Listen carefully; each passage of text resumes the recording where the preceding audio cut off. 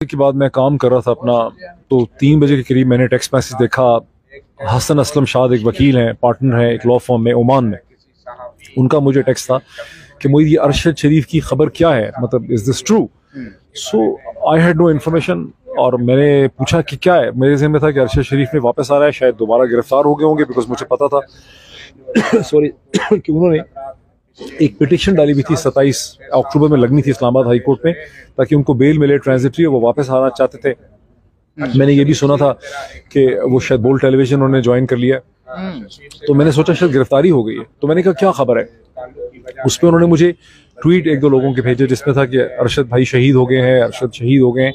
I was shock. उसमें मेहर बुखारी का tweet था। मैंने जब वो थ्रेड देखे, थ्रेड में गया ट्विटर पे, तो मैंने वहाँ देखा कि ना सिर्फ मेहर बुखारी का ट्वीट था, बल्कि वहाँ का इमरान रियाज खान का ट्वीट था।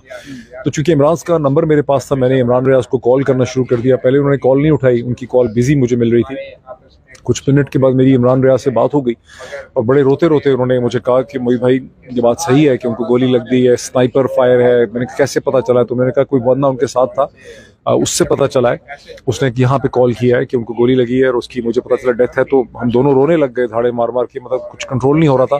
तो मैंने कहा कि यार आई होप कि ये गलत होगा, may be he is injured, जख्मी हुआ। उसने कहा मैं भी यही दुआ कर रहा हूँ, मैं निकल रहा हूँ, I am coming to Islamabad, और अल्लाह करे कि मैं भी यही दुआ करता हूँ कि जख्मी हुआ हो, जिंदा हो, उसकी खबर मिले। फिर यही हमारी बात हुई। उसके बाद जब मुझे पता चला तो मैं ट्विटर पे गया, तो मैंने देखा बहुत से लोग कंफर्म कर रहे थे। इतने में मैंने ये सोच के, चूंकि बैरिस्टर शुएब रज़ाक उनके वकील थे, मुझे पता था, उन्हीं से मुझे पता चला था कि 27 को उनकी यहाँ एक एप्लीकेशन लगी है। तो मैंने उस वक्त सुबह के कुछ 3:15, 2:30, 3:30 बजे के टाइम पे मैंने फिर देखा, मैंने बैरिस्टर शुएब को कॉल किया। ये सोए पड़े थे, इनकी बड़ी सोई भी आवाज़ थी। मैंने इनको पूछा, मैंने कहा कि आपको पता है कि ये हो गया? तो ही वाज शॉक्ड और उन्होंने मुझे कहा कि क्या कह रहे हो? मैंने कहा बिल्कुल ऐसा ही है। वो भी रोने लग गए। उन्होंने कहा कि यार मैं अभी तुम्हारे पास आता हूँ, तो हम उसके घर चलते हैं। तो थोड़ी देर के बाद ये मेरे घर पहुँच गए और मैंने इनको गेट पे रिसीव किया और हमने गले लग के, मैं को अपनी माँ की डेथ के बाद कभी नहीं रोया। 2013 में मेरी माँ की सडन मर्डर हुआ था। उसके बाद बहुत कुछ हुआ मेरे साथ, लेकिन मैं कभी रोया नहीं। लेकिन मैं और बैरिस्टर शुएब जो थे अपने गेट पे, पहले मैं और इमरान रियाज रोते रहे, उसके बाद मैं और बैरिस्टर शुएब जो है हम रोते रहे।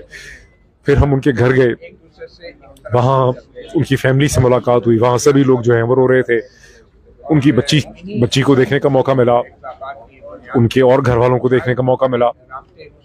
अनबिलीवेबल और अनबिलीवेबल, मतलब नाकाबिल यकीन लगा कि ये चीज़ हो गई। मतलब ऐसा लगता था कि अभी कोई फ़ोन आएगा, वो कहेगा कि नहीं वो ज़ख्मी हुए हैं। ऐसा नहीं हुआ।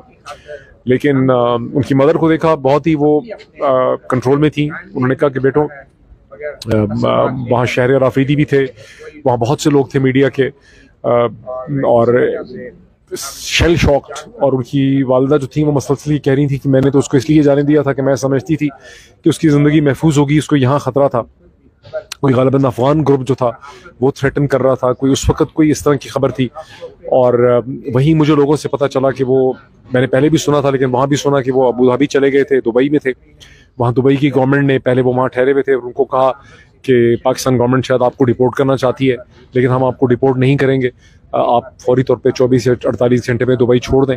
और उस वक्त चूँकि वीज़ा फ्री एंट्री उनको कीनिया में मिली, वो कीनिया चले गए वीज़ा फ्री एंट्री में, बिकॉज पाकिस्तान के पासपोर्ट पे वीज़ा फ्री एंट्री दुनिया के अक्सर ममालिक में नहीं है। मेरा ख्याल है तुर्की में है जो एयरपोर्ट पे मिलती है। तो वो वहाँ चले गए और तो ये मतलब वहाँ सारी सिचुएशन हुई। और फिर बैरिस्टर शुएब ने मुझे कहा कि हमें एक कम से कम इस्लामाबाद हाई कोर्ट में चल के एक पिटिशन डालनी चाहिए कि इसके क्या वजूहात हैं कि अरशद शरीफ जैसा शख्स जो है उसे पाकिस्तान छोड़ना पड़ा। इसमें क्या हकीकत है कि दुबई की हुकूमत को, अबू धाबी की हुकूमत को हुकूमत पाकिस्तान ने डिपोर्ट करने के लिए कहा, क्या वजूहात, क्यों उनको ब्रिटिश वीज़ा नहीं मिला।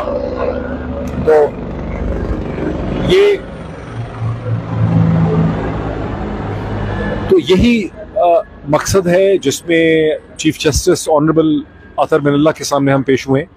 बैरिस्टर शुएब रज़ाक साहब ने अपनी पिटिशन दी है और उनके सामने एक मुख्तसर बात हुई है जिसमें chief justice was shell shocked.